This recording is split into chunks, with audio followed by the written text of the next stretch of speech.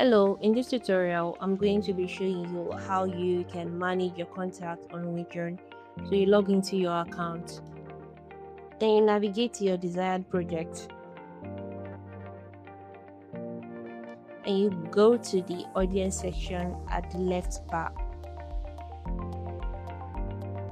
So you get this page. So this is basically your contacts for your AI chatbot. So you can add contact by clicking on this button here.